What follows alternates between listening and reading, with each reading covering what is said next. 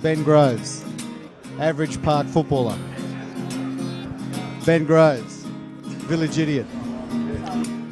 Ben Groves, you know that bloke at training that likes the sound of his own voice? Some things can get lost in translation with the Island Bullers. So I've been in contact with Judah Gabooma up in Bardu, and I've got that translated for you all. Toilet pla, buffet pla, if you be bombs in smoking beetle nut, left pla. First guest.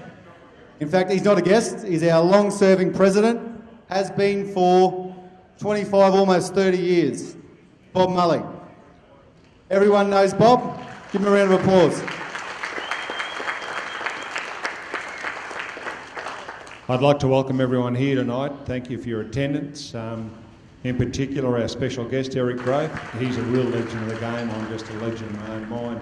This was Brad Arthur's baby. It's interesting that we've got Eric here now, who is a Parramatta stalwart as well. He's on the board of Parramatta Junior Rugby League. It's been a little bit tougher over the last couple of years, but I just want to acknowledge our sponsors, our major sponsor, Jim and Penny Margar, Kennedy's Better Electrical, or Better Home Living it is, Johnson's Air Control on this year, and then we've got our training shirt sponsors in the Fowlers Group, Pacific Toyota, Super Clean, NQ Petro, Norweld. Crikeys, I should have these written out a bit better. Like I said, it's about time I give it away because I'm getting bloody old. But I notice, if you all have a look on the back of your programs, ladies and gentlemen, some of these names who have been sponsoring us and are sponsoring us again in 2014, I counted 16 players, one current player. Shai's actually come on the books as a sponsor this year. Shai and his partner or fiancé have got ID Blind. So we've got a current player sponsor and we've got 15 other former players from Old Chookie with Fowlers and Billy Kennedy, of course, Pacific Toyota with Eastie, Elgas, Cairns Hardware, Volpe. How good is he, boys? Where's the Cairns Hardware table? I'll tell you how good he wasn't later, boys. Of course, Siggy with NQ Petro, Big Masso at FGF, Farnworth Wholesalers, Brucey Barclay, he didn't play for us, but then there's Milesy, Mad Milesy and Zipper. You'll be able to sit with Eric Growth later, mate, and tell him how good you were, Zip, when you were at Cronulla. Just tell young Guru with your names on the board down there at Cronulla, mate, on the wall. Norweld and Jimmy, Keg with Sheridan Meats, Jeff Mitchener from Cairns Mechanical Workshop. So it's good that these people give the game away, but they still give to Cairns Brothers. I'll stop gibbering and just welcome you all. McIntosh, sorry mate, you got sacked this year, Chookie last year, and it's because of crap like that, mate, that you won't get back up here. Unless you got a couple of these on your shirt, mate, you can boast about that. So, but with all that aside, I just would like to welcome you all aboard and hope we have a lovely night and a successful and profitable sportsman's dinner. So thanks for your attendance. I'm going to get the first lead sponsor underway, and it's none other than one of Brother's favourite sons, Big Bobby Benyon. Give him a round of applause. Yeah, Bobby's actually the reason everyone's under a time restraint this year. I don't know if you can remember back to presentation night last year, but Bobby had about a 35-minute speech of incoherent gibber. Just over there's your one, mate. It doesn't work, but you're free to hold it.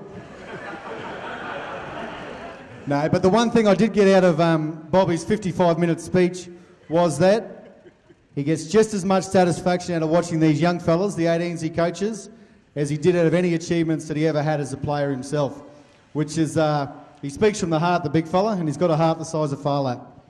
Boucher, again, you've got the 18s, mate. Numbers have been down a little bit. Sorry, Cracker.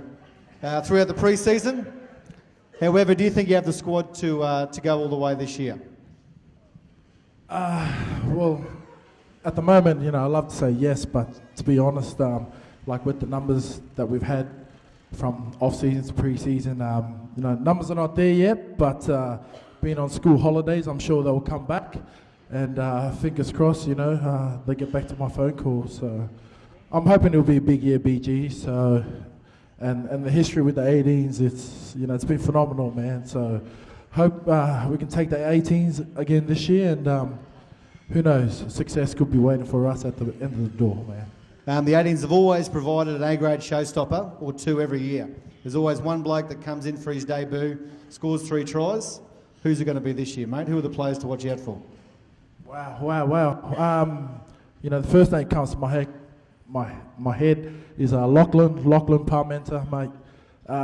He showed last year that he had the potential to be an A-grader. There's a lot of other good boys out there like Jodeci Hodge. Jodeci he's on the verge up there. So there's a lot of names. Yeah. So it's going to be tight, but I hope Lachlan can, prove that it was the right choice for me. Sweet, Bush. And before we do draw your sleeve sponsor for the 18s, you have anyone you'd like to thank this year? Support staff, managers, assistant coaches? There's only one person I'd like to thank. Well, Nugget, Mr. Crane, Mr. Bingham, all the board of directors.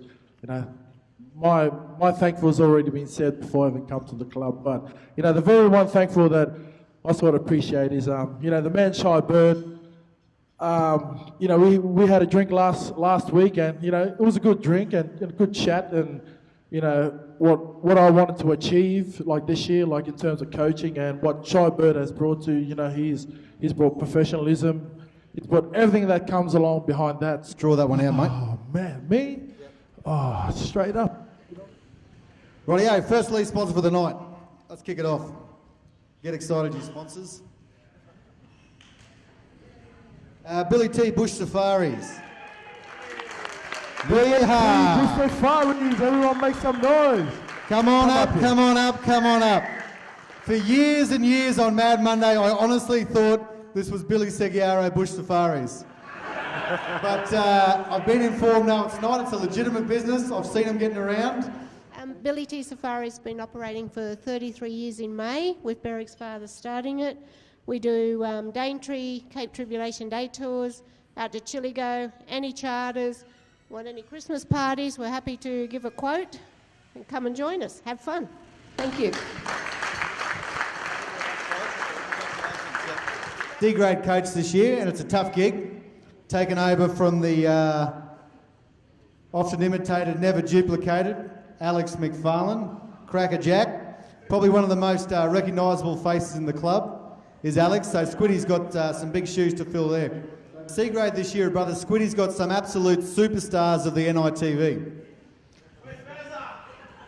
Very, very rarely do I flick over to NITV, watch the Murray Carnivals or Island of Origin, and I don't see a handful of our C-grade players. And these kids can play. Coach natural ability, your lads have got plenty of it. What are you looking forward to coaching this year, mate? For a starter, it's going to be a pretty hard act to follow with old Cracker. But I'm very looking forward to this year, actually, because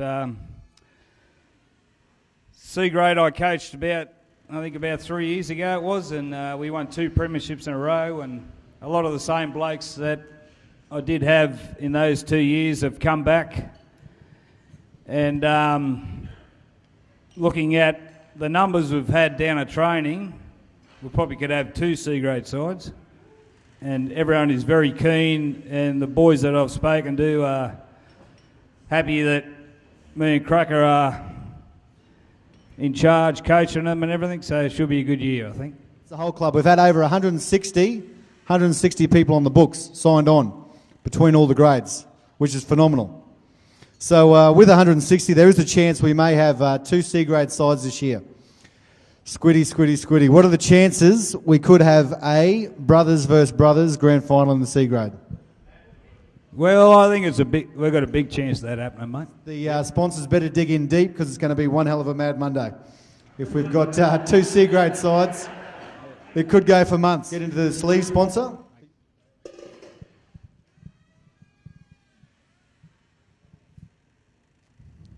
Well, this one. I'm building a house myself. And I said to Shai the other day with Renee's business, I said, do you think we might need some shutters and blinds? And he said, yeah, I think they do them at the business called ID Blinds. So the sleeve sponsor for C-Grade is none other than, as Nugget said earlier, Shai and Renee's ID Blinds. Shai's actually a silent partner.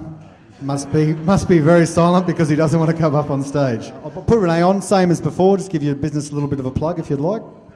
Thank you. Yeah, we're very proud to be a sleeve sponsor for the C-Grade. We're a local family business and we do window furnishings and interior decorating and very proud to be associated with the club. So thank you very much. Really, thanks for that. Thanks, Pete. Cheers, mate. Sponsors are here. Can we make sure we get a couple more drinks to the sponsors' tables?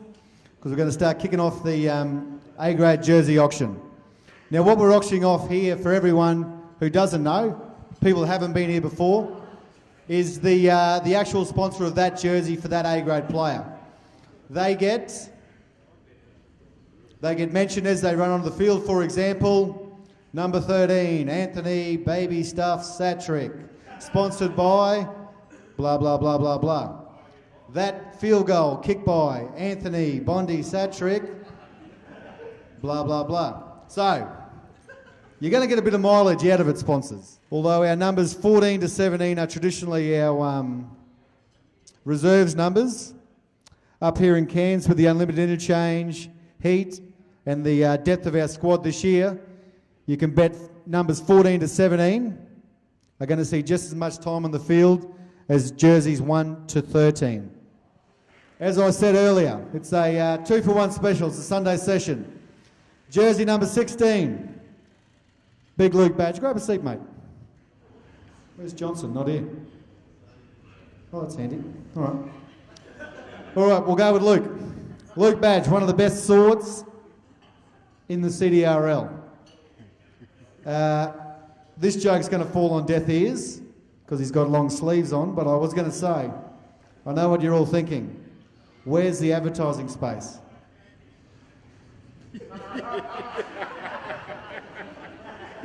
Anyway, expect a big year out of the big fella. Definitely one of the fittest blokes in our club and is in for a stellar year. Jersey number 17, worn by T. I dare not even attempt to pronounce his name. I'll get T to pronounce it. Tana. As I said, yep, T. Has been an absolute standout in pre-season this year. Traditionally a centre three-quarter over the last couple of years I've been here. However, T's asked for a chance to play in the halves and hooker this year and has done absolutely everything right, both at training and in the trial games. True gentleman of the club and a great club man. Good to have T up on stage. Alrighty. I'd like to say we'll kick these jerseys off at $1,000, but I won't. So, I've never done an auction before, so bear with me and give me some money, please. We'll start the auction at $300. Do I have $300 for these two good sorts on stage? Boom, $300. Thank you very much. We'll go to 4 because I'm not going to waste your time. You're not going to waste mine. I'm not going to worry with the 50. I've got $400. As I said, you're getting 2 jerseys for the price of 1. $400 for jerseys number 16 and 17. Do I have 400? Beautiful. Up the back, 400. 450. Did I hear 450? Done at Billy T. 500. We'll go to 500. Have I got 500? Anywhere out there for these two good sorts? What numbers are we? 16 and 17. Expecting big things. 500. Looking for 550 now. Moving up. Put your hand down, PJ. You've only been working for 2 weeks.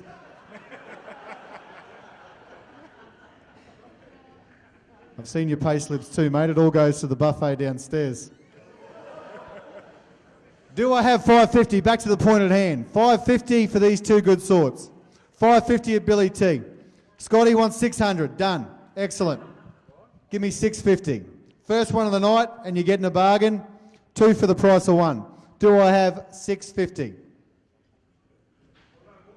650. Billy T wants the reserve jerseys. Done. 650. Do I have 700? 7?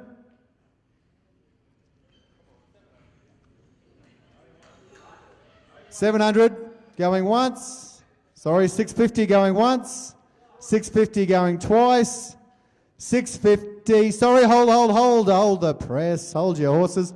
We've got 700 up the back. Thank you very much. 700 for 16 and 17. Have I got 750? Do I hear 750? 750? Do I hear 750? We've got 700 up the back. I want 750 for these two good sorts. 700 going once. 700 going twice. Scotty Moore. Scotty at 750. I'm not going to waste your time. You're not going to waste mine. I've said that, so I'll stop wasting it. Let's go to 850. Have I got 850? 850, anyone out there? We've got 750 going once. 750 going twice. 750 sold to the silent bidder that is Scotty Moore's head. You can barely see these two white dogs on the screen, but we'll get into it. Alrighty, number 14, Ryan McCaffrey. McCaffrey, the young utility with ability. Another one of the young bloods who has not missed a session this whole pre-season. Yet to play A grade, but of course, what better place than here and what better time than round 1 2014. His partner in crime, Big Migaloo Nolan. For years now, Troy's been the whitest bloke in the club. But I dare say it's a mantle that's in jeopardy with young Ryan up here on stage. Ability's one thing Troy's not lacking as well. Troy's a genuine footballer, a big fella with good hands and a good talker. It's been a revelation to see just how hard Troy has changed this pre-season and has not missed a session. And believe it or not, everyone have a look at him because you're not going to believe me when I say it. He's been right up the front of most of the fitness drills. So that's as I said, you wouldn't believe me. And that's a credit to Troy himself too, because he's got the right attitude this year, so he'll be in for a big season. So just between you and me, sponsors, you could be in for a bargain here with 2014 jerseys, 14 and 15. 2 for 1s. I've got 400 at the Fowlers. 450 over there at the table. 550 at Billy T. Thank you very much. Yep, 600 up the back. Thank you very much. We'll go to 7. 700 for jerseys, 14 and 15. 700, thank you very much. 800, thank you very much. 850, do I hear 850? Hey Farrell, are you telling a story or? Because I can see 2 little hands coming up from under the table.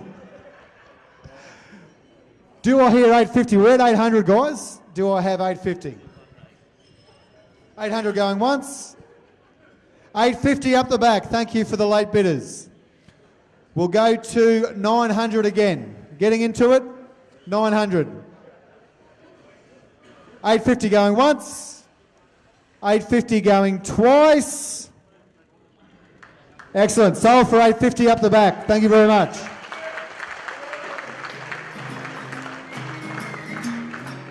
It's now that time of the evening where dinner is served.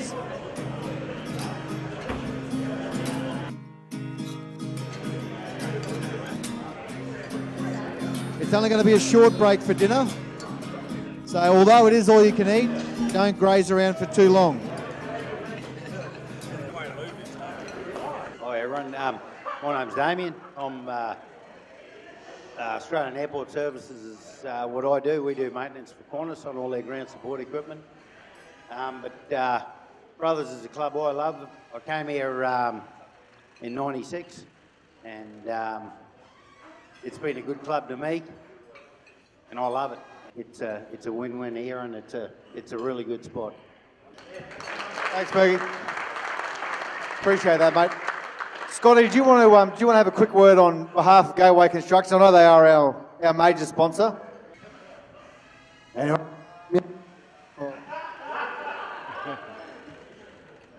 Hello. On behalf of Jim Peck Marga, they've been major sponsors of this club for about 50 years. They love the football, they love coming down watching the games. Yeah. They don't think they're important or anything. Love giving to the game and giving to our club. And other than that, yeah, thank you. Thanks, Scotty.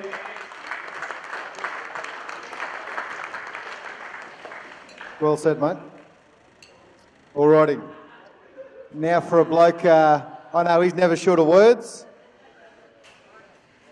I will ask the stage, please, Anthony Bondi Baby Stuff Satrick. This corresponding night last year, Bondi was the highest auction jersey. So he's definitely a fan favourite, the go-to man. And this year he's taking over the captain coaching role of reserve grade from Stephen Snipesy Ware, who spent more time in the under-18s fridge than he did on the playing field. Cracker knows where that fridge is. Bondi playing over 800 local A-grade games, playing for every club in the CDRL. However, he hasn't played for the newly formed White Rock Wizards. I'm told he has signed an under-13s contract, so he may be playing a game later in the year. Grab a seat, mate, make yourself comfortable. Yeah, round of applause, he deserves it. Stalwart. Alrighty, Bondi. First official role as a coach, mate.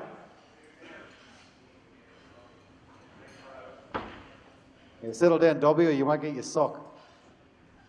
First official role as a coach in the senior ranks. What are you looking forward to most, mate, in the coaching? Just having a little bit of fun with the boys. If I haven't learnt nothing over football in my time, then there's something wrong. So I'm hoping to share that with the boys, and yeah, we'll go from there. Yeah. After playing with Bondi for the last couple of years, I know, I'll tell you firsthand, he's a bloke who has forgotten more about football than a lot of blokes in this room will ever know. So he's certainly got a lot to pass on. But enough about your team, mate. Tell us about that field goal you kicked last year with a couple of seconds to go. Game on the line. Baby stuff. Exactly the answer I thought I'd get. Anyway, I'll tell you the story. Game on the line. Maybe 30 seconds? 20 seconds? 15. 15. The way I remember it, we were 15 metres out. Bondi stands at the back, give me the ball. Baby stuff. Puts it over the post, we win by 1. I caught him later that night, after a home game, of course, at about 11:30, telling the story. It goes a little something like this. The game was at the Ballots, you know. Who do they go to? Baby stuff.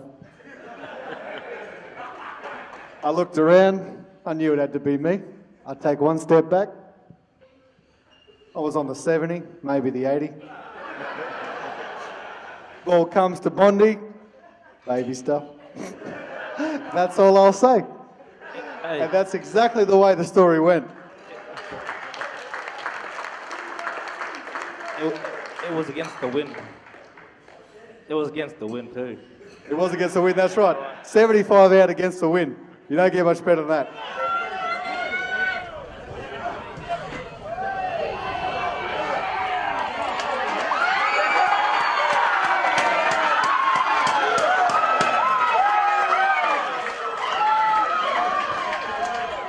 Alrighty, Bondi. Mate, at your disposal, you've got about 40 blokes that all play A-grade at any other club. Who are you looking forward to most this year, mate, develop into A-graders for the future?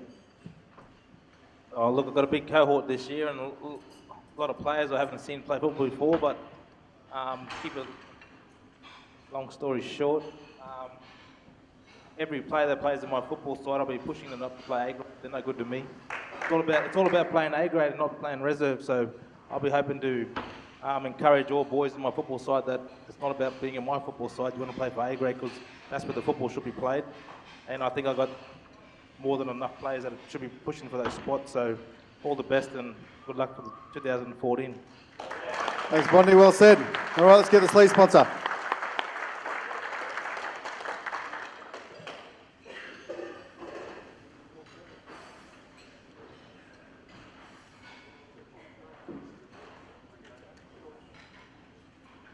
Piconi's IGA.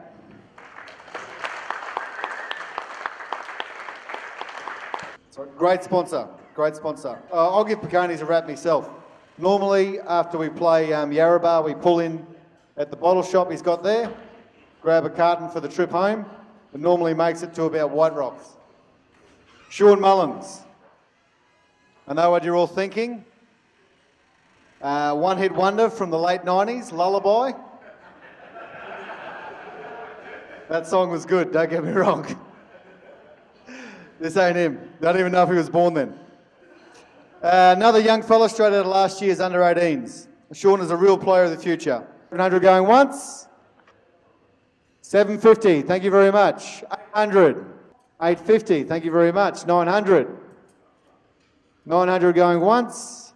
900 going twice. Sold at 900, thank you very much.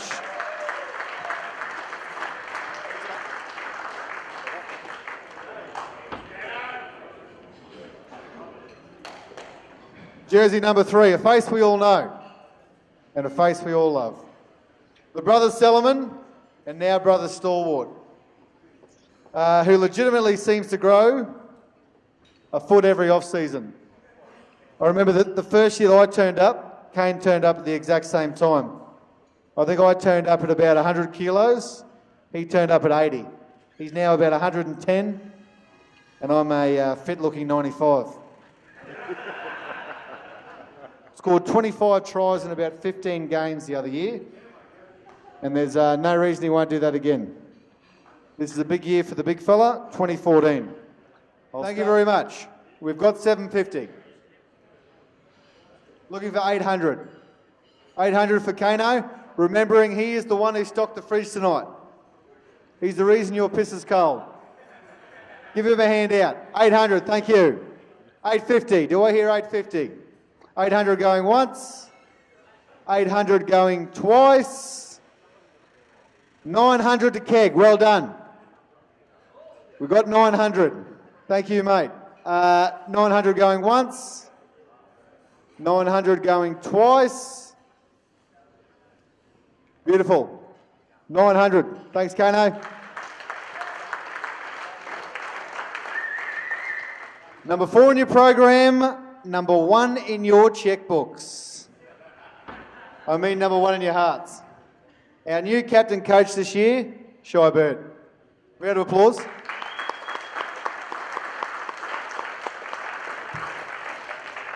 Now obviously any dummy with Wikipedia can rattle off some of Shy's stats. 99 games for the Pride, Stalwart, Take Pride program, great guy, this and that. What a lot of people wouldn't know actually is I've probably known Shy for a little bit longer than most, if not all, people in the room. I can remember back when I was about 16. Shy was the A-grade captain there at not Cairns, we're in Cairns now, at Townsville Brothers. And I don't mean to embarrass the big fella, but I always thought to myself, I want to play with the old fellas. And I always thought Shy was about as old as my dad. And this year I'm going to be 30, so who knows how old Shy's going to be. But I do remember when it was my turn to make my A-grade debut. I was about the same age as a couple of young fellas here on the stage. I got the tap on the shoulder. You know, Benny Groves, you're going in this week against Charters Towers. Yep, what? Cracker's obviously set to repeat. So Charters Towers was a big week. I thought, yep, sweet, I'm going to get to play with the big boys.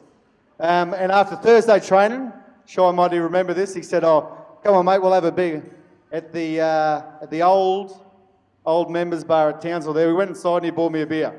And I thought, it doesn't get any better than this. I get to play A-grade with Shy Bird and I'm making my A-grade debut against Charters Towers. It was in Charters Towers as well. Yep.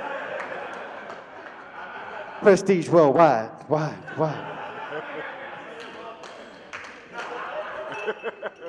So, yeah, it was in Charters Towers. But the only thing, and you can't put a price on this, was I remember running out, was the confidence I got for running out next to a bloke like Shy Bird.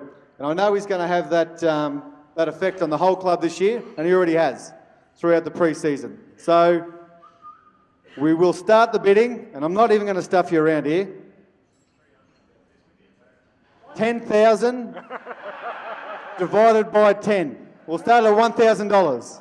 For Shy Bird, as I said, I'm not going to stuff you around, you're not going to stuff me around. For the premier jersey of the night, you're not going to get a better jersey than this.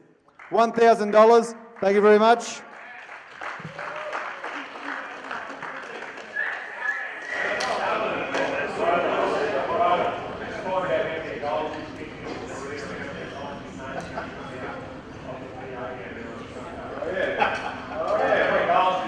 Actually, I think I remember seeing Shy on the footy show that he was about 1 or 2 goals off the actual record for the whole thing, beating Hazem El Mesri's record or something. Is that true? No one talks himself up better than Shy. Correct. I think he said erect. Yep. Done. All right, so $1,000. Do I hear 1,000 in the crowd? Remembering this is the captain coach's jersey. Your sponsorship's going to get plenty of plug. Thank you very much, Billy T Safaris. Great sponsors. Well done. Billy T. Round of applause. Thanks, Barrick.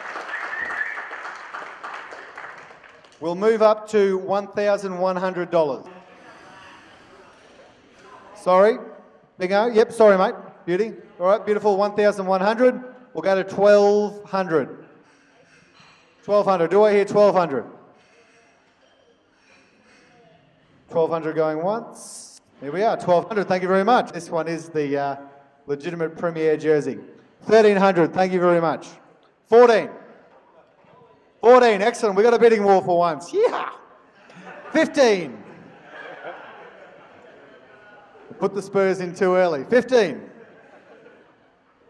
15. All right, done. 15. Do I hear 16? 1,600. Put your hand down, Beauchet.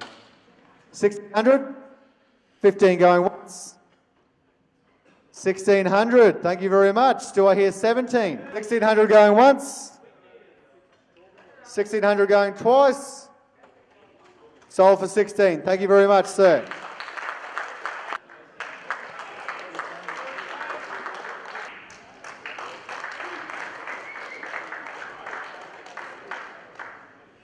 I probably look like my owner and same physique, but on behalf of NQ Petro and Craig Siggy, as we all know him, well done and congratulations. Hopefully a great year ahead. Firstly, I'd like to welcome Guru to Cairns, and I trust you'll have a good time, and no doubt everyone in this room has made him feel welcome, and will do over the space tonight. Thank you for having me. You can tell a lot about a bloke by his nickname. You must have had one of the greatest ever nicknames in the NRL. How did the nickname come about, mate, and who gave it to you? Well, long story short, Jack Gibson came to the club in '81 and he introduced a couple of transcendental meditation TM people. And that was, there was an office in Sydney and he brought them to training one particular time and they gave us a spiel of what meditation can do for you. And a few of us at the end of the night put our hands up and said, yeah, we'll try that. It was myself, Peter Wynn and Dave Lydiard, and someone else, I can't remember his name, but we did it for about 3 months. It was probably the best thing I've ever done. It was pretty amazing stuff. It'd relax you and you'd be thinking of other things other than the game and that sort of stuff, and it'd relax you, that sort of thing. But I remember it was quite embarrassing when you had to go to the head office for this particular transcendental meditation. They gave you a mantra, which is a word that was specified for you, and you would have to say it over and over again, and that's how you drift off to this meditation land and whatever. When they first rang and said, "Oh, we want you to come in and we'll give you the mantra, but you've got to give you've got to bring an apple, a tea towel and a flower. I said, what's that for? You've got to give it to the master. You've got to actually pass it on to the master so he can give you a mantra. And I thought, when I heard that on the phone, I thought, fuck, what's this about? But anyway, it turned out really good. So I did that. That was a little bit embarrassing, but it was probably the best thing I've ever done. And it was, pretty amazing stuff. 1981, you turned the New South Wales Rugby League on its head, as you'd say, that year. Big year for you. Probably your first full year of A grade, if I'm not wrong. Yeah, pretty much. Yeah. Right, so won a comp, represented New South Wales, and what else have I got? If I had my glasses on, I'll help you. No, you're right. Yeah, that was the first year 4 premierships. So, yep. Won a comp, represented New South Wales. Must have been a magical year, 1981. Yeah, absolutely. Well, Jack Gibson came to the club, and we all knew what he was. Well, we had no idea what he was like, but he had a reputation when he was first signed to Parramatta. We all thought, wow, this guy's pretty scary, and you got to be on your toes all the time with him and stuff. But it was just amazing, Jack. He just everything fell into place, and he liked me, which is, if anyone knows Jack, if he likes you, you're halfway there. And it just all, as I said, it all fell into place. And the State of Origin there was one match that particular year. 1980 was the start of it all that, and 80 was one game, 81 was another game, and then in 82 was the start of the 3 series stuff. But it was an introduction into a world of. It was an amazing thing, the State of Origin. It probably left me up behind a little bit. It was that big. 83, 84, 85, Gene Miles and Wally Lewis and all that sort of guys, Mal Meninga came through, and Charters Towers, all that sort of stuff. But no, it was an amazing time, and the State of Origin these days is just so big. It gets a little bit bigger than rugby league itself, I suppose, and where I'm a little bit sad is it's become a little bit bigger than the tests, the Australian team, which. It used to be where you play city country, and then if you're good enough, you'd make the state side, and if you're good enough, you'd make the Australian team. But now it's a little bit asked about. They play a test, and some of the test players against New Zealand and stuff like that don't make the State of Origin, and I just can't. I don't understand that. But yeah, 81 was the start of it for a lot of us. Yeah. Great. And so we got 81, 82, 83, 3 premierships in a row. A lot of people in this room within Brothers themselves know just how hard it is to win 3 premierships in a row. We've got a real habit of, especially particularly here at this club over the last 20 odd years, winning 2 in a row and never getting over the line for that 3rd one. What do you think it was with your great side of the early 80s, player-wise? Was it the coach? What was it that got you over the line there 3 years in a row? Yeah, that's a good question. Once we got the sniff of it in 81, we wanted to keep it 82, 83, and I mean that was never in the back of your mind. I mean. You just did your thing every week, and hopefully it turned out that way. But it's a lot harder these days, I think, to win 3 in a row. I think Melbourne was the team that come closest to that. But the salary cap it doesn't allow you to keep the team that you always want to keep. And we were lucky in that area. We all sort of hung around. The success started happening, so we wanted to stick with each other and stay with each other. So that carried on year after year. Nice answer. This will be the last one on Jack Gibson, I promise. We've got a new captain coach here at the club. What were maybe Jack's best attributes / traits you might be able to pass on to Shai as a new coach? I'd have to say, I remember the first in 81 when we made the grand final, and the biggest thing for me in that particular week leading up to the grand final was that nothing changed. Jack was a sticker for keeping things smooth and not changing anything. Where you can get sort of apparently in 77 and 78 when Parramatta made the finals in those years, they had a ticket tech parade through Parramatta, and the lead up to the grand final was pretty nerve-wracking, and it was spoken about that we didn't want to do that sort of stuff. But Jack was the week leading up to the grand final was no different than any other week that we had through that year. We had to do the same things every game that we wanted to do, and leading up to the grand final was the same thing again. We had to do the we had to tackle, we had to score tries, all that sort of stuff. There was no difference. It was just Jack's words were, the label was grand final. It put you in a different. You were nervous about the grand final. It just had a bigger label on it. But in regards to the game itself, you needed to do the same things to win that game. Yeah. Next question. This is a good one too. If I do say so myself, because I wrote them. 1982, as you said earlier, back then, obviously getting called up to the test team or on a test tour was the pinnacle. 1982, Guru, you got selected in the Australian tour, who become known as the Invincibles. Any particular story or game stands out from that tour, mate? Yeah, there's plenty of stories. Good question. Plenty of stories, but nothing I can say here. But no, I couldn't do it. No, get hung. The games. I mean, it was exciting because we won 6 in a row, and the record was 8, so we were getting closer to that, and we were really pushing the point that we wanted to win every game and so forth. And it only came sort of around 6th, 7th, 8th game that we thought we could do this, and it just seemed to roll on from there. But it was just a really happy touring party. There was a lot of conjecture before we actually went over to England.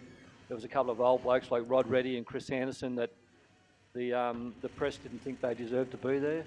But mate, it was such an important part to pick those sort of guys because they'd been in previous kangaroo tours, and they were, they'd settled the young blokes down. So it was a really good mixture in the end. When you think back, it was a really good mixture of the young and the old, and guys like Rod Reddy and Chris Anderson took us under their wing and taught us pretty much what was, what we had to face. In 1978, they played France. They told us about the referees that were really biased in France and how it was really hard to win games there. So they all gave us the heads up on how it was going to be and stuff like that. So we were all ready for it and so forth. But to be a part of that it was pretty amazing as it just rolled on and we just kept winning games and so forth. But I was lucky enough to be the roommate of Ian Schubert. Ian Schubert is the actual salary cap accountant at the moment with the NRL.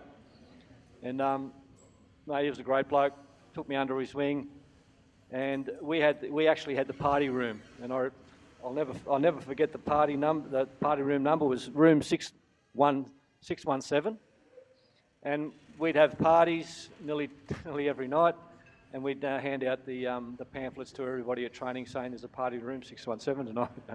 So everybody would turn up, and one of the first ones always into the room would knock on the door and walk in the room was Wally Lewis. He'd love a party, Wally. And yeah, absolutely. And yeah, we just had a great time, and as I said, it just rolled on, and we all became good mates, and we're still good mates, and it just rolled on from there. Beauty. So I guess the main thing to take out of that is you need the combination of youth and experience, and a party certainly helps everything. And that's always been my motto. I noticed a young fella coming through the grades during the trials by the similar name as you, Eric Groth, playing for Cronulla. Any relation? Yes. Yeah, I know his mother.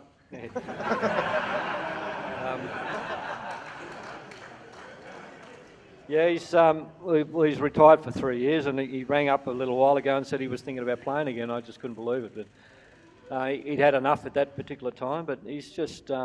he's never been any keener. He's just really keen to get into it, and he's trialling for a contract. I think he's signing actually today for a couple of years, and he's starting in the New South Wales Cup, so he's going to work his way up, and hopefully, but his attitude's just 100% fantastic. That's great to hear. That was actually the last of my questions too, mate. And just to say that, I'll inform the crowd, you're one of only a handful of people to have a father-son represent the state at the highest honour. Yeah. Well, yeah. Fair achievement. Well, yeah, absolutely. Thank you very much. I'm super proud of that. He had to go in. I think it was 2000. He was pretty young, and they called him up to the state team. And he mentally he really wasn't ready. He was still a kid. I mean, 20 years old. He was ready to go, but mentally he probably wasn't there. And then it was in 2005 that he played again, and he was ready for it. And there was a good team that was around him and so forth. But yeah, look, I'm absolutely proud of what he done. It was great to be part of the Parramatta situation and sit down and watch him play in those colours, and that was very special. And I thought it was done and dusted, and he's back into it again. Yeah.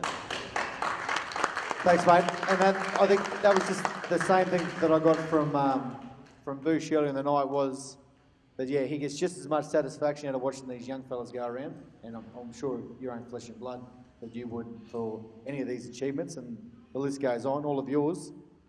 But, watching young fella, but thank you very much. Thank you, Ben. You're doing a great job. Ben's doing a great job. Thanks, mate. You're doing well. Goody. Thank you. Thanks, Guru. Pull off your chairs and stand up and give Guru a round of applause.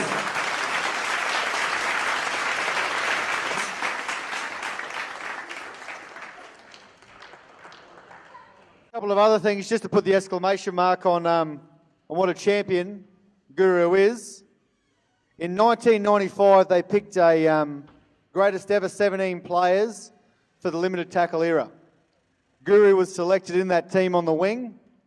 He was one of only 2 players unanimously selected by the panel. The other player being, of course, my idol, Arthur Beetson.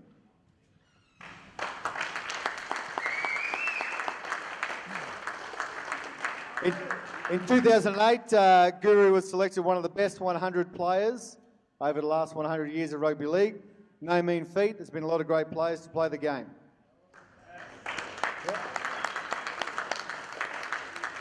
And PDP, you'll like this one. Last one but not least. 2005, Guru was selected in the top 25 players for New South Wales over that state of origin era, 25 years. You keep cheering because that was the last time. That was the last time New South Wales actually won a state of origin as well. So I doubt there'll be any players from the last 8 years that'll make the next 25 list. So Guru, your spot's pretty safe, mate. Because Eric Smith rang me today and he said, no, if Fayoud doesn't get at least $800, he'll be coming back as captain coach. So Shai said, no, get up out of the crowd and see if we can get these people bidding a bit higher. So Freddie Fayoud, everyone got that? Can we hear it from the crowd? Freddie Fayoud. Well done. Way you go, Grover. We certainly can't have Eric back. We've got O'Farrell now, so we've already got one little man. That's our quota. All right, Freddie Fayoud, as I call him, the finisher. Few in the butcher's stripes have ever finished a try as well as this bloke.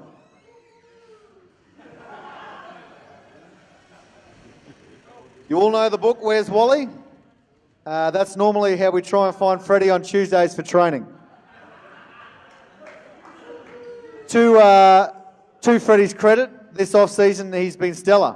After building the railway from Perth to Cairns, he's back. And expecting big things from the finisher this year. All right, 800. Do I hear 800? Beautiful. Bergie, thank you very much. 800 going once.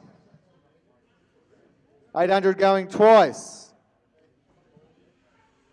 850, Bergie. Sorry, I got 850 here at Billy T. Thank you very much. 850. Beautiful. Thank you, guys. 900. Have I got 900 for the finisher? He's probably scored 900 in the last 4 seasons. I've got 950 at Bergie. Have I got 1,000 for the finisher? Bids at 950. Have I got 1,000? 950 going once. 950 going twice. Sold for 950. Thank you very much.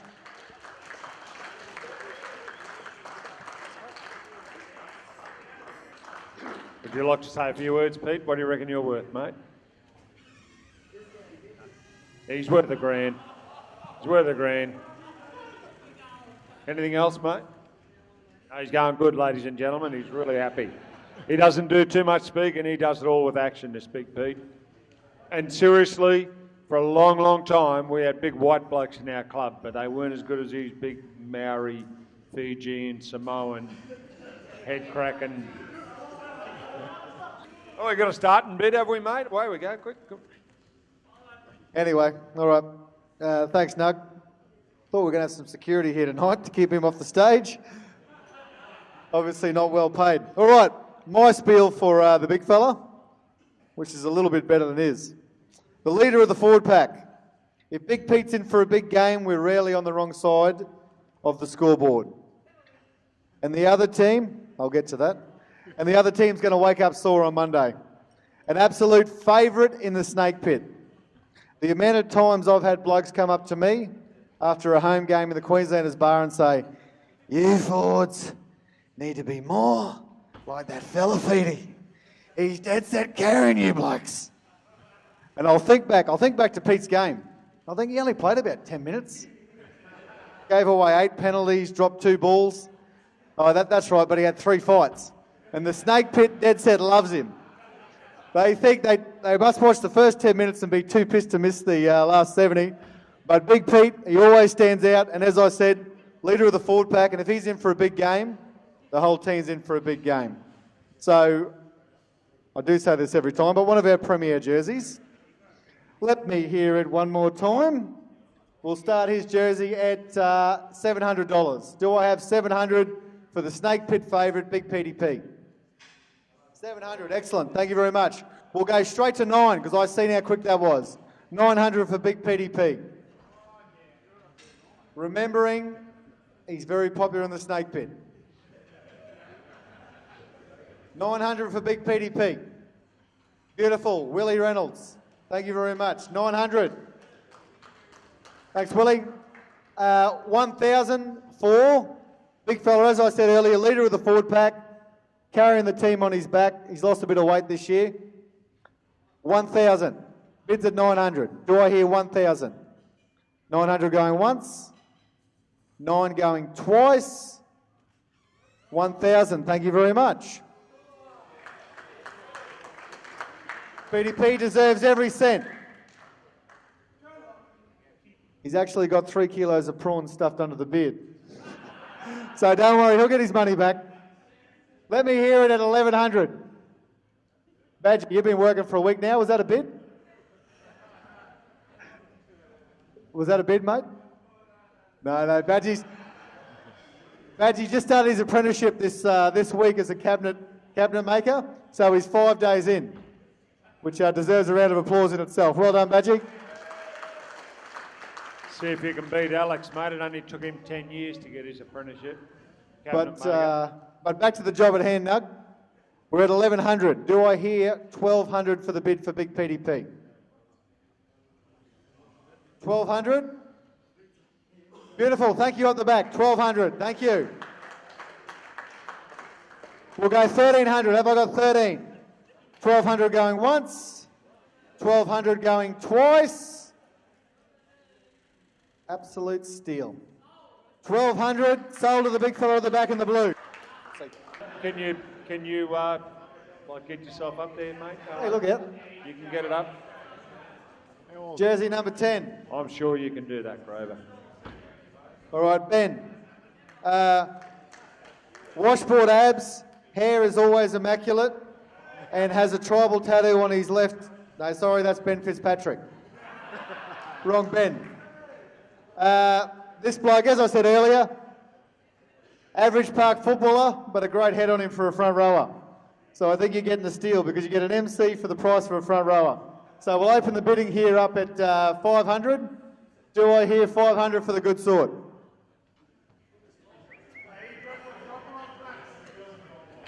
Yep, Cracker did say that. I did play for Papua Blacks in Cairns All Blacks a couple of years ago. 500 there at Billy T. All right, cue the tumbleweed and crickets. We'll go straight from 500 to 1,000.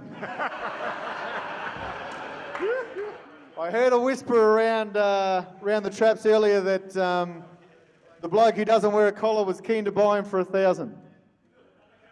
1,000, the undercover brother.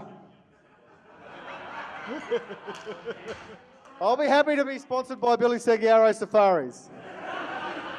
It's at Billy T. 500 going once. 500 going twice. Guys, beautiful, excellent. 1,000. All right, bids at 600. We'll keep it at 600 for now. We'll move our way up. Bids at 600. Do I hear 7? Have I got 7? Beautiful. Back to 7. Thank you very much. Give me 8. Literally, give me 8. Give me something. Give me 800. Clutching at straws, exactly. All right, 800 going once. 800 going twice.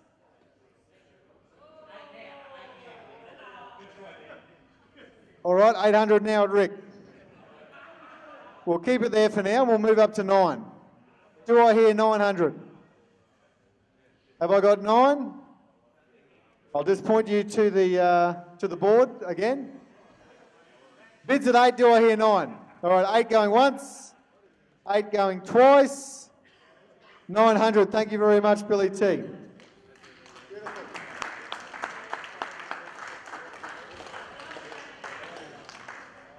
900 again. Probably selling myself short, but I think you're getting a bargain. Have we got 1,000 in the house? 1,000. Visit 900. 900 going once. 900 going twice. All right, Rick's at 1,000. Thank you very much. Bids at 1,000. Thank you. 1,100. Who wants him for 1,100? No one wanted him for 5, so who's going to want him for 11? 1,000 going once. 1,000 going twice. We'll leave it at that. Sold. Thank you very much, Rick. James Dula, get up here. Big Daddy D, the original triple threat. Often imitated, never duplicated. This little pint-sized brawler is one of the most consistent footballers this club's had the past 3 years. Boasting the largest bicep to calf ratio you have ever seen. Is moving from the centres into the second row this year and should have no drama doing so, if his beard's anything to go by. Also sharply dressed, if I might add, by Rosenboy. A certain MC's also dressed from there. A little Port Douglas boutique shop doing both male and female, and a big sale there this weekend if you are up in Port Douglas. Beautiful part of the world and a beautiful little shop. All right, we'll start the bidding for Big Daddy D, the triple threat, at 800. Remembering he sings, dances and acts and plays a bit of footy on the side. Bids at 800. I'll put him on the mic to auction himself. I was actually going to get you to say this, Grover, but I'll put the word to you, Shy. I reckon I'm down for the goal kicking. 90% last year. We'll have a practice on Tuesday, you reckon? Don't applaud that. We just got Nugget off stage. We can't have another one up here. All right, we'll start it off for duels at 800. Do I hear 800 in the crowd? Remembering this bloke has turned the game on its head. Billy T, thank you at 800. Have I got 9 for Big Daddy D? 900. All right, 800 going once. I know we can do better. This shirt cost me 800. 800 going twice. 800 sold to Billy T Safaris. Thank you very much, guys. Lachlan's been a welcome addition to the club over the pre-season as a real character. And if pre-season form's anything to go by via trial games, he'll be a big part of our A-grade side moving forward. However, time will tell if Lachlan is, as he claims, to be the best thing to come out of Bega since the cheese. Alrighty, number 12. He's only new and he's only 18, so $700 is an absolute fortune to him. We'll start it at 700. Jerseys at 700, remembering, I can't believe 11 went for so cheap. 700, these are your back rowers, the bloke who do all the work. Thank you, Chucky. 700. We'll go straight to 8. Do I hear 8? 8, thank you very much. Do I hear 9? I must hear 9. All right, 800 going once. 800 going twice. That was a bid. All right, 900. Beautiful. Thank you very much. We'll go to... No, I won't stuff you around. You won't stuff me around. We'll go straight to 1,000. Do I hear 1,000? 1,000's there. Not a bid. 900 going once. Going twice to the Fowler Group. 900 is sold. Thank you very much. Alrighty, PJ Webb, I dare say there won't be one person in this room who doesn't know this bloke's face. Everyone's come... just keep it down up the back there, please, young bloods. Everyone's watched PJ grow up from this tall to this tall. He's grown right up. Huge soft spot for this young fella. One of the blokes everyone loves playing with. Little champions back in Cairns this year after a stint with the Cowboys under-20s. A hard hitter in defence and never say die attitude. Maybe just the X factor this club needs to get back to the main game. PJ actually won a premiership in Townsville last year with the Herbert River Crushers. Didn't have the same ring as Charters Towers, but just as effective. So PJ has won a comp with us in 2012 and won last year with Herbert River. Give him a couple more beers and ask to see his tattoo. It's quite a distinct premiership tattoo, having a leprechaun holding a cane knife. You wouldn't see that on too many asses getting around. The Cook Island cane cutter, as he was affectionately known in Ingham. We'll start the bid at $900 for the big fella, number 13. And he'll be up there every week. He'll be topping the tackle count. He'll be scoring the tries. He'll be putting on the big hits that you'll be talking about. So sponsors are going to get their value for money here in number 13. Bid starts at 900. Do I hear 900? Do I hear 900 coming from somewhere? At the back, $900. Phone a friend, one who wants to be a millionaire? All right, bids at 900, and the microphone's off you there. I think that was 900 to shut him up.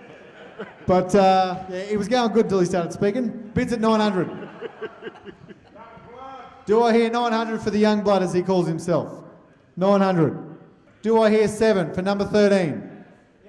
Beautiful, thank you very much. 13 usually being the workhorse. He's going to be taking half your runs, going to be making most of your tackles. He deserves a fair bit of coin. Number 13, bids at 700. Do I hear 8? 700 going once. Sorry. Crony bids at 8. Thank you very much. Do I hear 9? Back to where we started and still cheap. 900, bids at 8.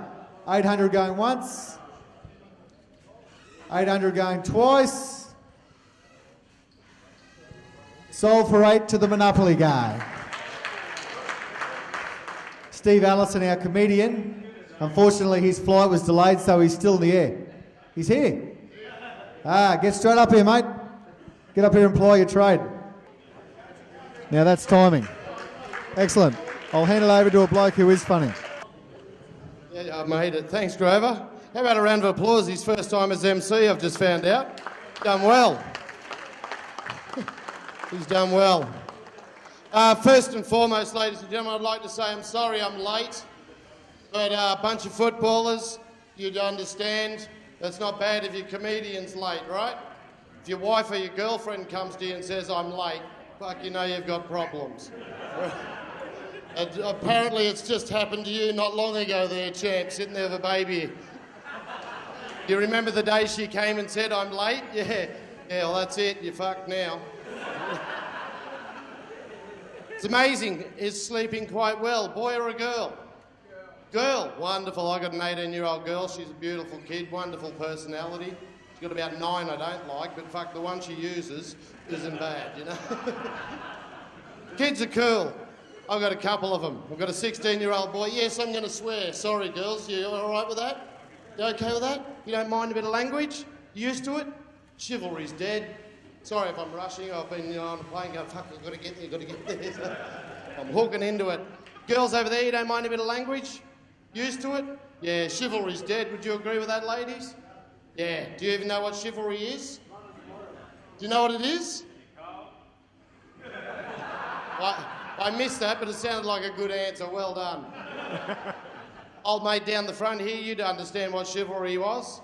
It's different now. Girls don't want it. In the old days, blokes like you would lay a coat across a puddle so the woman could walk through without getting her shoes wet. Then you'd make her fucking wash it.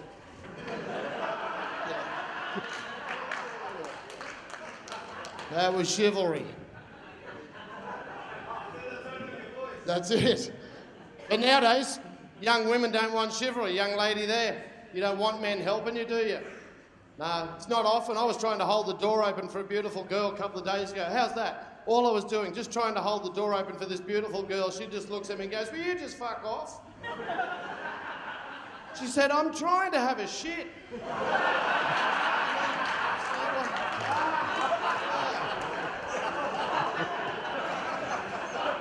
Harsh but fair. Let me guess, you're committee, are you? Are you committee?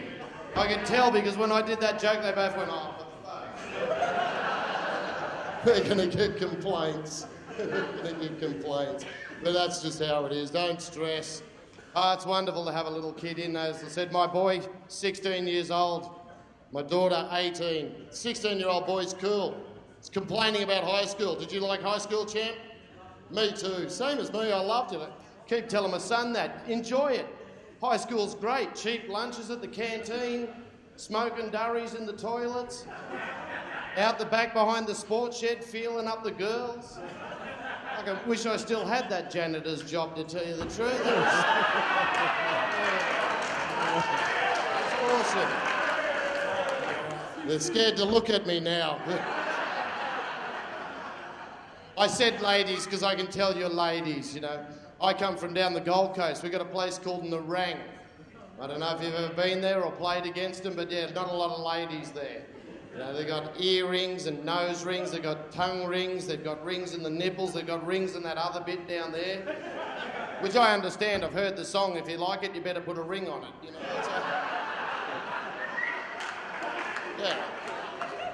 That's where that started, wasn't it? Surely it was because of that song, you know. Covered in tattoos. Your ladies, no tattoos, correct? Oh, there's a sideward glance there. Both looked at each other. Well, I'm not telling you where mine is. You got one of those discreet ones, have you? My wife's best friend's got one of those, a very discreet one. I can see one on your arm, that's cool. My wife's best friend's got a lovely one. It's very discreet. It's just on the inside of her thigh, just there. Well, you can't see it unless she's in a bikini, you know. It's a very nice tattoo. It's a big seashell, you know, and if you put your ear next to it, you can smell the ocean. It's fucking awesome. All right. I'll tidy it up for you now, girls. I'll back it down a bit, then I'll go up again, I'll go down, I'll go back up, you know. So, Dad, did you go to the birth? Yeah? Yeah, you took a second to think about that then. Should have been there. Did you watch? Yeah, it's kind of like watching your favourite pub burn down, isn't it? You know?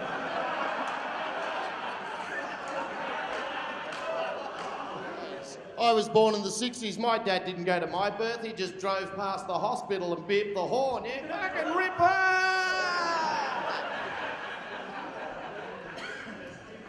Yeah. Yeah, so I'm like you, champ. I went to the birth. I had no idea what I was going to go through. I asked my dad. He said, I don't know, son. I went through a carton. True. I had one job at the birth. I had one job. I got to cut the cord. That was it. Cut the cord. Did you do that? It's like a telecom cable, isn't it? You think it's going to be like cutting a sausage, but no, it's a telecom cable. I had one job, cut the cable, and as soon as I did that, the doctor took over. His job is back on. You know, he cleared her throat, put her on a table, rolled her out like a piece of bread, then he measured her. 46 centimetres, he sings out to the nurse. And then he picks up and he weighs her, 6 pounds, 4 ounces.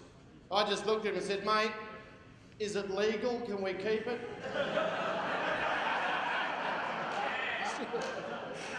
Can't kiss it and put it back.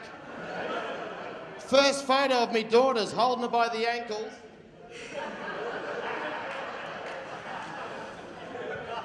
They're awesome. You know, are you going to be one of those parents that smacks your child when it's naughty, or are you going to be one of those, no, I don't hit my children? You don't need to smack your kids. Really. You know how they say, don't do what I did. Don't smack your kids. What do you do? They're little. Wait until they hurt themselves. Then enjoy that. You don't need to smack them. Wait for them to come to you crying. Just look at them and go, well, that was for you spilling the drink on the new rug. Now, fuck off. And that's what their birthdays are for. You can buy them a bike and take them to a hill. It's true. I had to join my son up to rugby league when he turned 10 just so I could stand with the parents from the other team going, fucking hit him! So it's good to see you out on a Friday night. That's awesome, having a good time. You know, I'm pleased to be here. I really am. You know, because the flight was delayed, and last time a virgin was late, Jesus was born. So, hey! Wrote that one on the plane on the way up. And just in case there's any Americans in here, not picking on you, I just don't think Australia needs your culture. I really don't. Things like trick or treat, does Australia need it? No, of course not. We've had it for generations. It was called knock and run. Remember doing that? And our way's better. It's not once a year when they know you're coming. It's mindless and random. You keep your lollies and we blow up your fucking letterbox. That's the way we do it. Are kids up here doing trick or treating? Yeah? Coming to your house with a bag asking for shit? How wrong is that? When I was a kid, I took a bag of shit to their house, lit it and fucked off.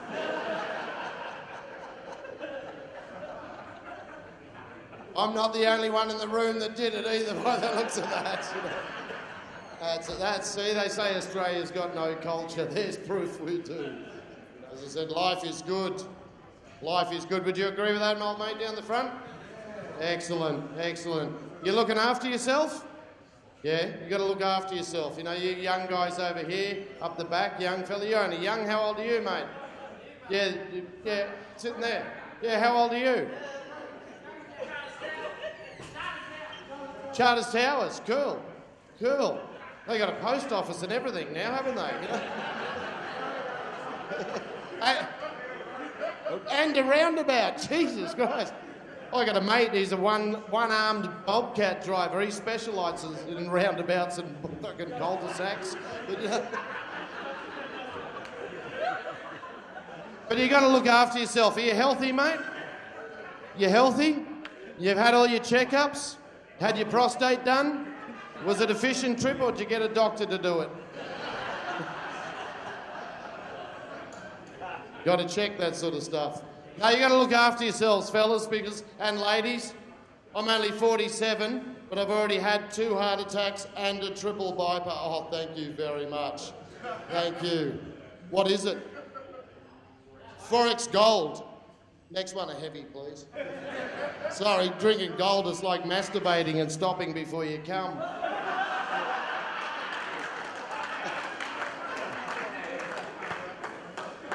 You want me to pull it back?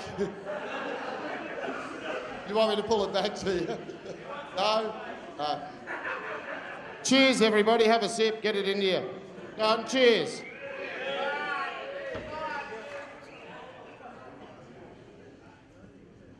Oh, that's cold. Oh, that's cold. But as I say, mate, you've got to look after yourself. I had 2 heart attacks, nearly died. And I've had a triple bypass, open heart surgery. Yeah, who knew?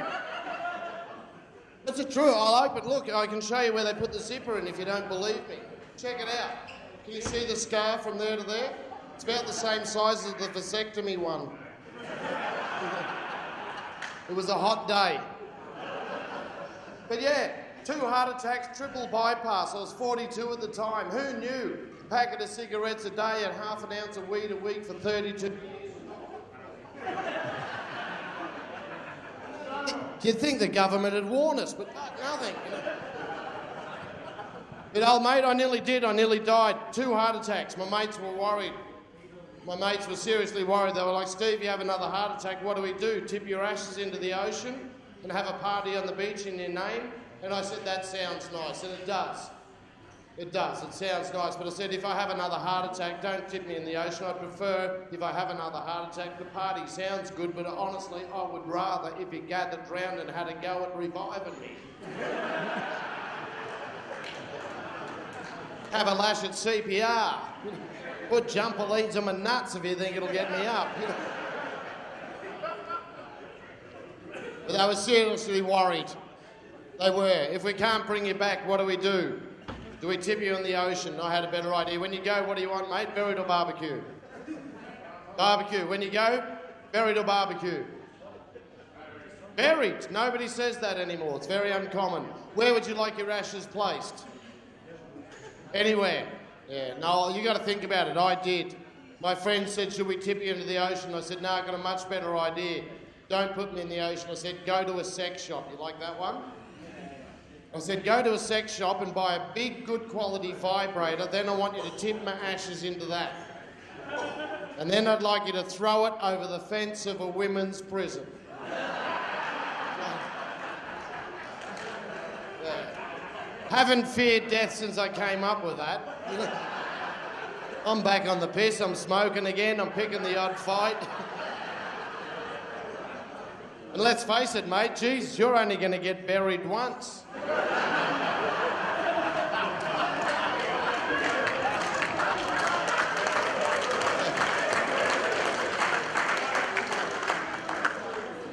Yeah, so look after yourself. And you've had your checkups? You've had your prostate done? Yeah, if you're over 45, gentlemen, go and get it done. Seriously, it's not that big a deal. That's what I tell my missus.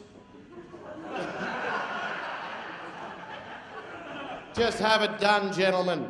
I had mine done about 3 months ago. I went to the doctor to get my bloods checked out from a ticker. He had to check my cholesterol, sugars and salts and so on. They all came back fine. He says to me, on the blood test, your prostate seems to be okay. But you're over 45 now, we should do the physical examination. Book it in, we'll do it next week. It's like, mate, I don't need a week of foreplay. Do it now or I'm not coming back. So he goes out to reception to see if he's got enough time. He comes back in, he goes, yeah, we got heaps of time, we won't be disturbed, we can do it now. Just get your gear off, put it over there on the table next to mine. What? He puts me up on the table, he pushes my knees up to my chest, he spreads out my legs, he puts on a rubber glove, he lubes it up, he looks me in the eye and says, now, relax. Relax, my ass was snapping at passing flies.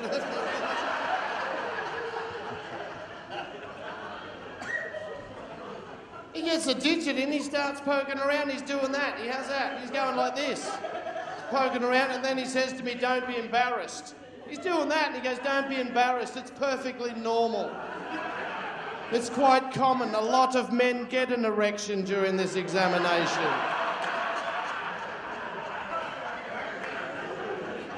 I said, I haven't got one. He went, nah, but I have.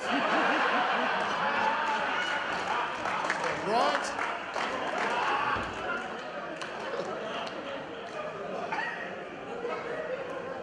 Well, we're good mates now. We still play golf. We go fishing. How do you know if you're an Aussie champ? You got any idea? If you're a true Australian, your parents are Aussies. They may have been born overseas, but if you're a true Aussie or a Kiwi, they have the same culture. If you're a true Aussie, you heard this growing up as a kid, because every parent in Australia says this, and my dad said it constantly. As long as you're living under this roof, you'll do things my way. So I had to come home from school every day pissed.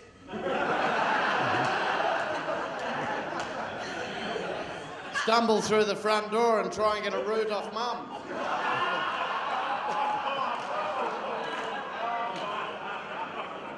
And then we left Tassie. It's all good, it's all right. I enjoy a drink. I won't drink too much tonight because I've got an early flight tomorrow, but I do enjoy a drink because I'm a man. I'm a bloke. And girls, I'm not sure if you know this, but do you know why men drink so much? Gives us courage. We do shit we wouldn't do sober. I'll prove it. Watch this if you don't believe me, ladies. Check this out. How many blokes here dance sober. Yeah, look, there's two and they're sitting together. Fucking it sums it up.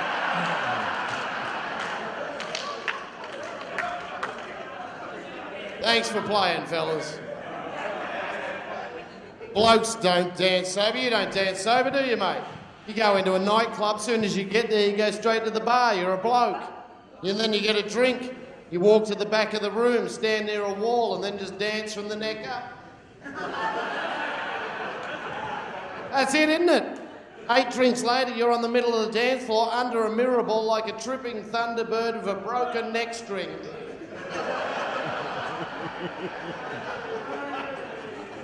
That's what men do. Sometimes I drink too much. Who's done it? Come be honest.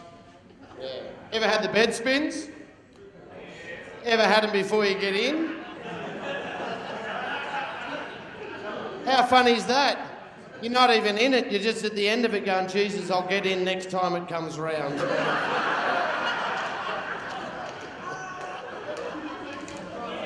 That happens. It does. I've had the bed spins that bad. Seriously, I've had the bed spins that bad, I've made the ceiling fan stop.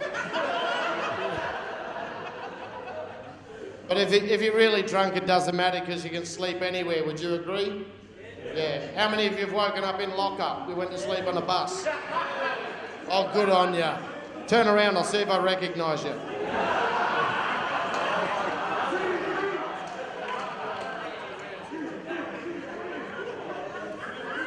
How many of you have woken up in a garden at a party? One you didn't go to. It happens. What about this? Guys will recognise this, not so many women, but how many blokes have seen this? You go into a pub or... He just got the seashell joke.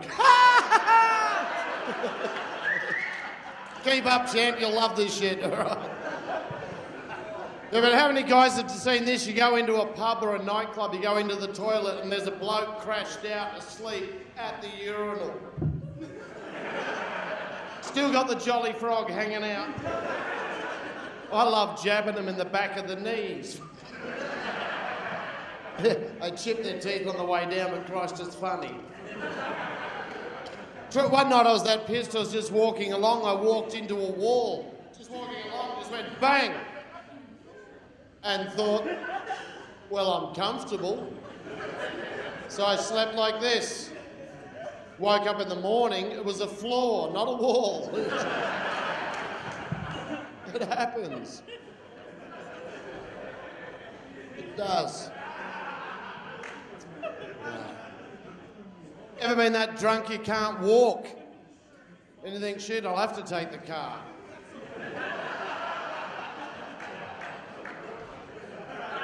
Don't. Don't drink and drive. Up the back, yeah, fellas, up the back, don't drink and drive, all right? Young fellas? There's a young bloke. How old are you, mate? Yeah, you. How old are you? No, you with a finger. 18. Fuck, I've got pubes older than you. I have, and mine are bright red. Yeah, ginger minge. Looks like a sunset over paradise. I'll give you a tip. I got to own up, though. I am getting a bit older. I found my first grey pube a month ago. How's that? Doesn't count. Wasn't mine. It was in my teeth. But anyway. There's a lesson, young fella. There's a lesson. Don't get pissed in the bowls club, OK? Pay attention. Pay attention. But young fella, don't drink and drive, all right? You're paying attention, you'll learn some shit tonight and you'll laugh, all right? Don't drink and drive, and if you are stupid enough to do it, don't do what I did when I was younger and you're drunk, you're behind the wheel and you see a booze bus. Don't hit it. It wasn't my fault there were 6 cops in the middle of the road pointing me at it. Followed his directions. I must admit it's different if I see a booze bus and I'm sober. If I'm sober and I see a booze bus, I just pull in. I'm not frightened. Honestly, some Saturday nights I got nothing to do, I'll drive around looking for them. I see a booze bus, I pull in, then I just sit behind the wheel, just go.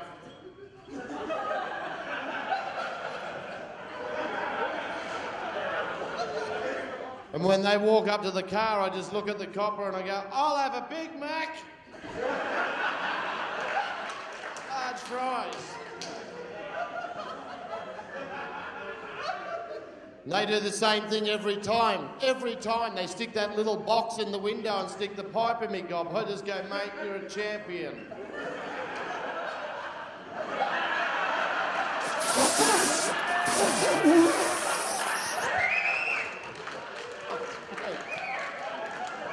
Great fun.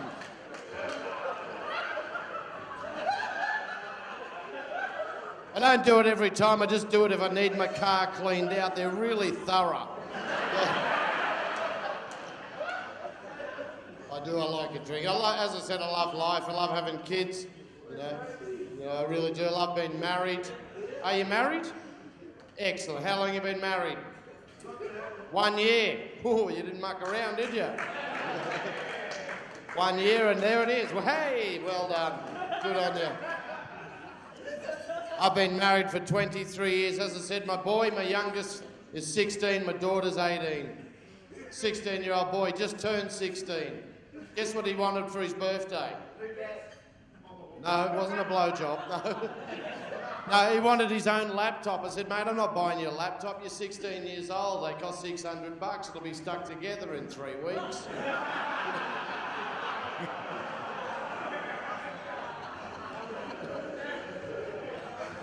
I told my friends, I said, my mates, I was telling my mates he wants his own laptop. They said, well, just buy him one. And I said, no, I don't want to get him one. If I buy him a laptop, he'll be in his room all day watching porn. And they went, well, if you don't buy him his own laptop, when you're not home, he'll just watch your porn collection. And I thought about that for a moment. Then I thought, no, he won't. And here's a tip, parents, grandparents. If you've got kids at home and you don't want them to watch your porn, best way to stop them, be in it.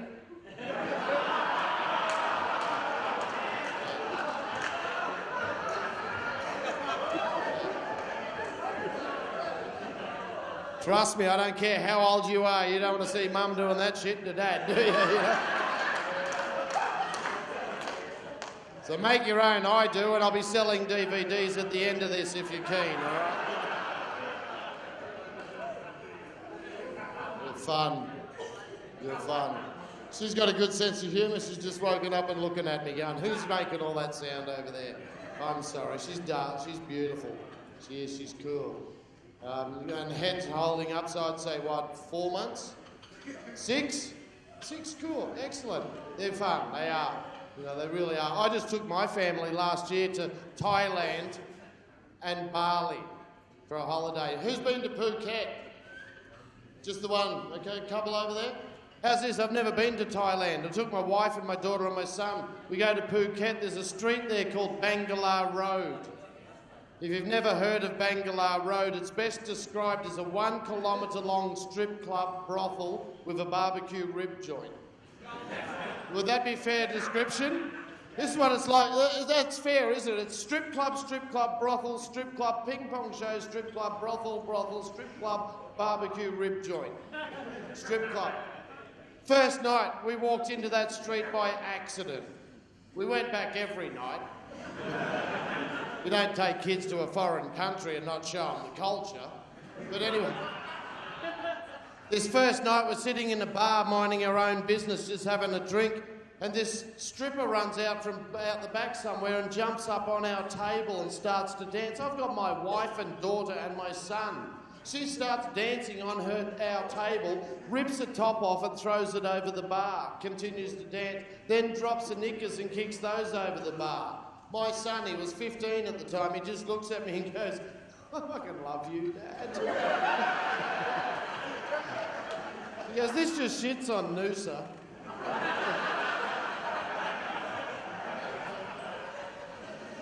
And I just looked at my daughter, she's just sitting there with a ping pong ball stuck to her forehead.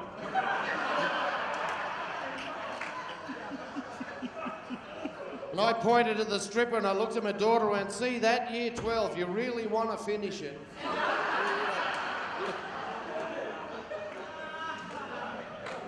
It's a fact. I love being married. Old mate down the front. What is your name? I can't keep calling you old mate, but that works. Yeah. Bob, how long have you been married, champ? 45 years. Round of applause. That's pretty cool. That's pretty cool. More power to you.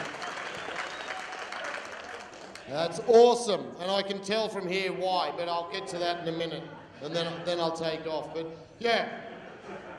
I've been married for 23 years. I've been with her for 29 years. Young fella? Yeah, thank you. Thank you. She deserves it more than I do, you know. Although I did give her the clap once, but anyway, that's another story. That's how we met. But anyway, you've only been married for a year. We'll give you some advice. What would you give a young fella like that that's just had a kid advice to make his relationship long and strong? Don't cheat. There's a good one. What? Communication. Perfect. That's the tip, young fella. Are you listening? Communicate with your partner. It makes you a better man. Fellas, communicate. It makes you better at everything. You want to be a better lover. Communicate. Don't just assume you're a good root. See how she's laughing? Have a look at that. All right? And don't blame him if he thinks he's good, because every guy does. No, they do. I thought I was a champion. Turns out she's asthmatic.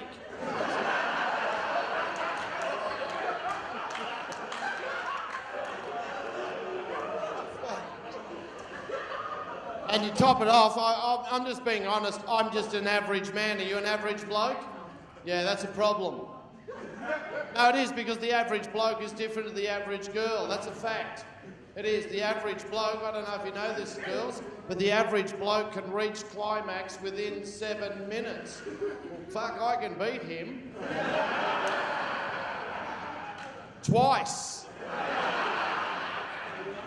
No shit, I could lap him and still have enough time to make a 2-minute noodle. See that?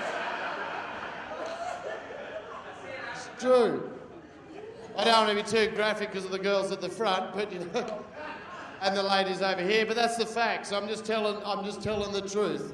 I'm an average bloke. If my missus heads south, you know what I'm talking about, but if she heads south, she's down there for 1 minute. 1 minute she's down there. I'm that happy and excited. After 1 minute, I've got to go, look, back off if you want some. That's a typical bloke. 1 minute, I'm finished, but reverse the situation. Geez, I could be down munching away for half an hour.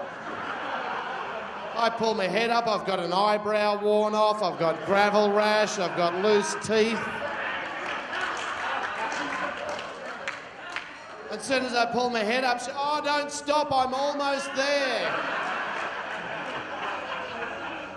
Half an hour, honey, I'm fucked, I need a feed.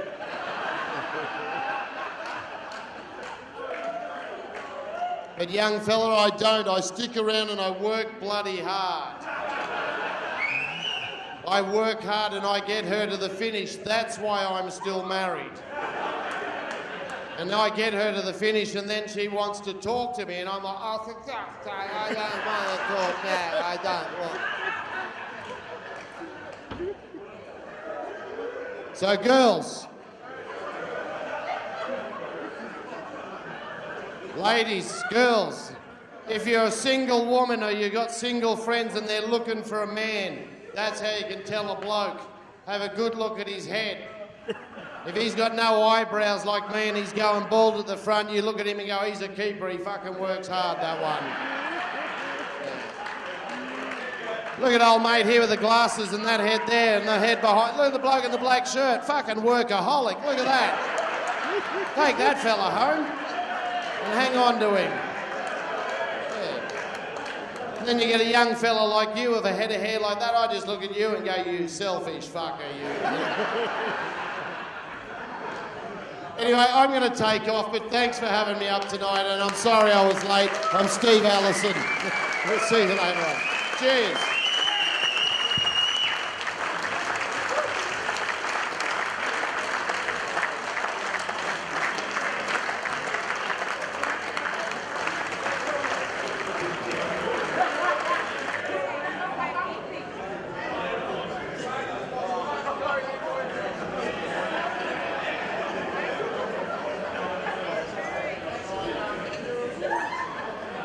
Broski, number 1. I won't even attempt his last name.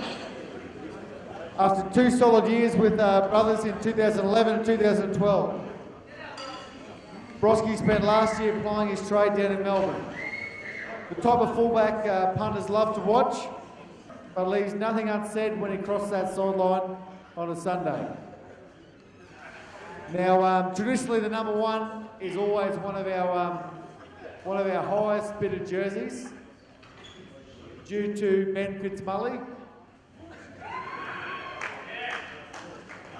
Do not, although Fitzy's been working up in Weeper for a bit, do not be fooled. This is not Fitzy with a tan, as Sean Mullins would have you believe. 500. Thank you very much, Shy Bird. Beauty. 500. Do I hear 6? 600 there. Thank you. 7.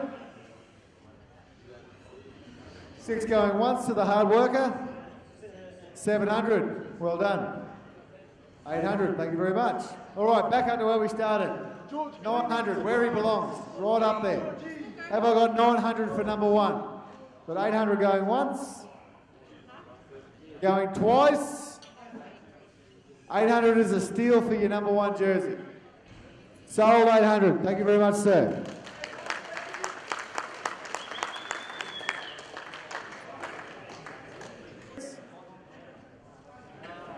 Do not be fooled. Everyone have a look at the overhead transparency. Do not be fooled by that fake smile. You will not see this bloke smile too often. Nicknamed the Angry Man.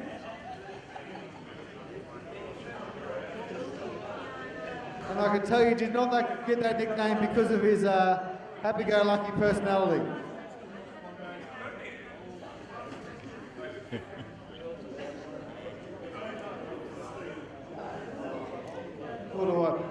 Anyway, I know everyone's having a good night, but we've got 3 jerseys to go. If we could just hold off until then. Obviously not. All right. The Angry Man is one of our best players, the reigning best and fairest of the club. What he lacks in positivity, he makes up with in competitiveness and heart. Topping the tackle count week in, week out, you will often find this little staffy pulling down opposition players twice his height. A great player and one of our premier jerseys up for auction. We'll start O'Farrell. I know no one's listening, but we'll start him at 4. I'll start him at 400 because that's how many mil he is high. 400, you're getting pretty much $1 a mil.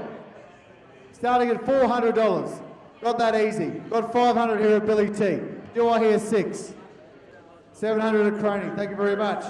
800, do I have 8? Do I have 8? Wasn't a bid. It's at Crony, 700 going once, going twice. A reminder, this is the number 9 jersey, tops the tackle count every week. 700 going 3 times, sold. Jersey number 6, 50 Cent, aka Eddie Daniel. Get up here. Again, similar to PJ Webb, there wouldn't be too many blokes in this room who doesn't know Eddie's face. Eddie's returned to Brothers this year after a couple of years walkabout from the club. Great to have Eddie back on board. And no one in this room has more natural ability, and I mean no one in this room has more natural ability than Eddie Daniel. Looks to be a more complete player for this year in 2014. Alrighty, we'll start the bidding for Eddie at 600. Do I have 600 for number 6? One of the halves numbers. First bid at 600. Thank you, Scotty. Well done.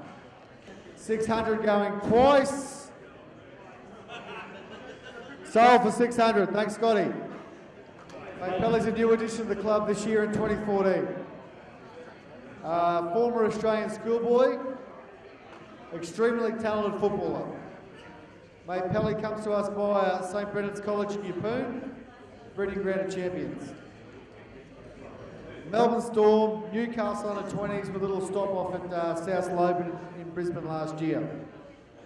Having almost as many clubs as Bondi at the same age, he could get there if he plays out his career until the age of 46. 7. Put it at 7. Beautiful, thank you very much. Going 8. 800. The jersey number 7. Come on, everyone. Come on, sponsors. Put your hands together. If you know this, if you really don't know this special bloke, my Billy Marshall, he's been under the coaching of Brad Arthur in the under 20s for Melbourne Storm. So come on, everybody. He's played fullback, he's played halfback, he's played 5'8". So I think there's deserves appreciation for this young lad right here.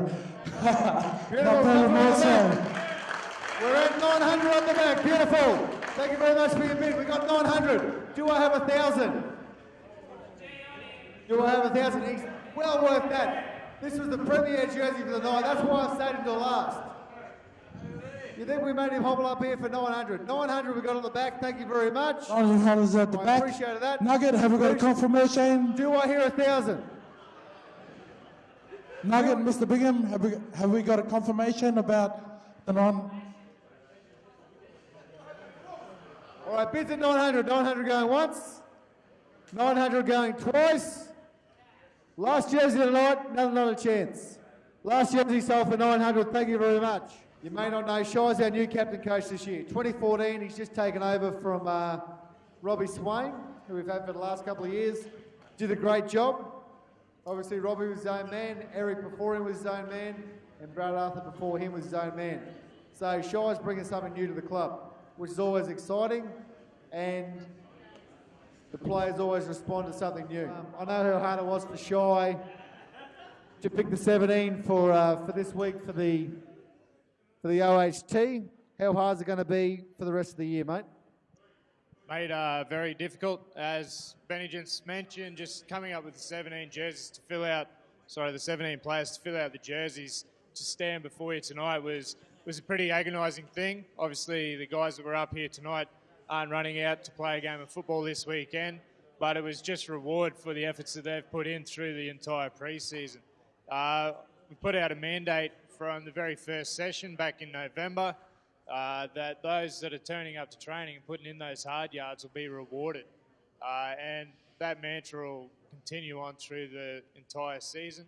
And I've got the support of both assistant coaches and head coaches of the other grades as well, with Bondi, Horsey, Gary and Squiddy adopting that same mentality. So those guys that were up here tonight, I'd just like to thank you guys personally for the efforts that you've put in so far through the pre-season. It's been fantastic, and it was good to see you guys up here tonight. But to answer your question, Ben, yeah, there's going to be a lot of headaches for the duration of the season. Well, I hope it remains for the duration of the season. We've had massive numbers to training through the pre-season. As you mentioned earlier tonight, we've had over 160 different players come through the gates. And as a coach, it's a very welcome headache. There's a lot of other clubs around the competition that unfortunately having just as bad a headaches, but for the totally opposite reasons. So for me, I couldn't be happier with the efforts that the guys that have been turning up have been putting in. And at this point in the season, I think we're faring pretty well. The winner of the A-grade sleeve sponsor for 2014 is Russell Muller and About Scales. And Barry Muller.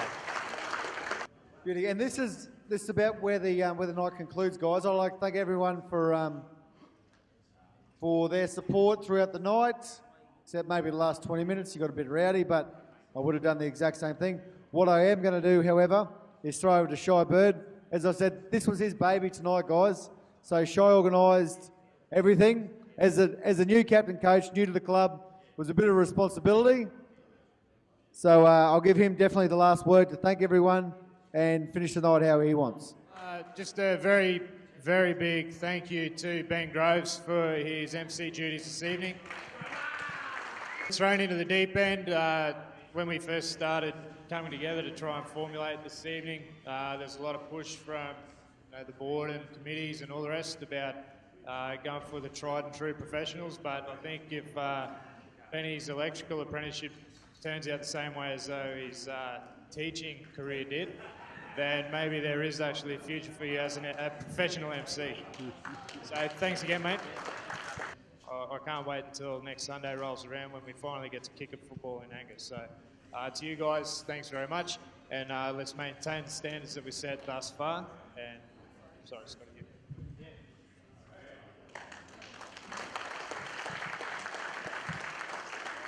Just a quick mention to the coaching staff as well that we've had.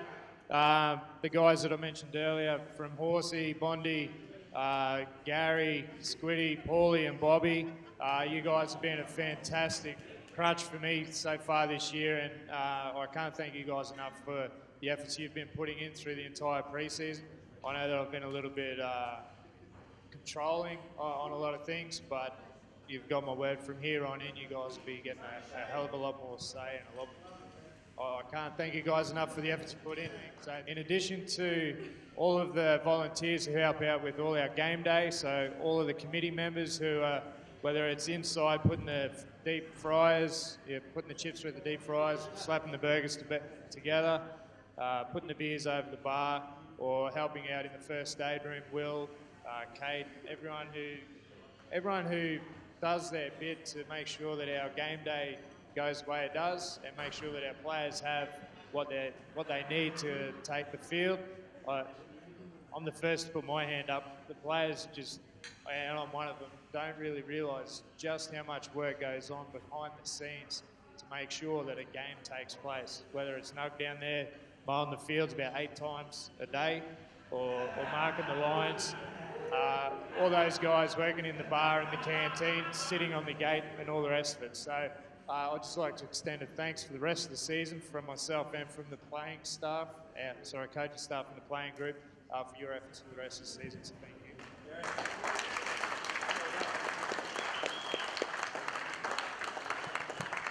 And just lastly, to all the sponsors and supporters that made their way here this evening, it is tough times out there. The Cairns economy is not the greatest thing going around. It is pretty tough out there, and we're all sort of scratching for a living. So for you guys to give up your hard-earned to be here tonight and to bid on the jerseys, it really is a heartfelt thanks that I extend. A lot of guys can just keep their wallet in their pocket, but it's you guys out there that extend that support that allows football clubs to survive. So thank you very much. I just want to acknowledge the work that Shy's put in. This is his first season, as you all know. You're well aware. He's captain coach. He's development officer. He's fundraiser. He's chased all the sponsors. He's put this evening on pretty well on his own. We've been doing it for the past 12 years. With little help, he's gone out and he's done it in his first season. In the first 3-4 months of his employment, Shy's come up with tonight. As he's just said, it's pretty tough times out there, and we do appreciate all the people, and a lot of the people that have been coming forever. I can, on the back of what we've just had here tonight, on the back of our 2 special guests, Steve and the big guru, I can say that there are much better times ahead, and I just hope that we can keep Shy around. Certainly won't be as a captain coach, but in his role of running the club, there is certainly better times ahead for Cairns Brothers, and I can only see us prospering from here on in. So well done, mate. If this is the start of your career at Cairns Brothers, we are in for big things. Thank you. Thanks for coming.